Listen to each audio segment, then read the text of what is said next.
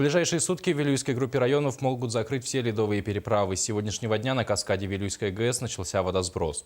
На основе водно-энергетического расчета составлен план подготовки к пропуску паводка. По мнению специалистов, в случае оправдания нынешнего прогноза, схема пропуска паводковых вод через гидроузлы будет достаточно сложной. Сегодня в 14 часов был открыт затвор водосброса общим расходом 2500 кубических метров в секунду, в результате чего ожидается значительное повышение уровней воды ниже по течению реки Вилюй вплоть до начала ледохода. Всего в Вилюйской группе улусов в подразделениях ФКУ «Центр ГИМ» состоит на учете 15 ледовых переправ, в том числе 5 ледовых переправ федерального значения, 10 ледовых переправ муниципального характера.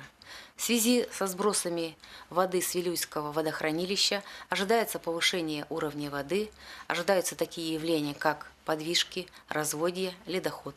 В связи с этим в настоящее время проводится мероприятие по закрытию ледовых переправ в данных группах районов. Выход-выезд на лед запрещен.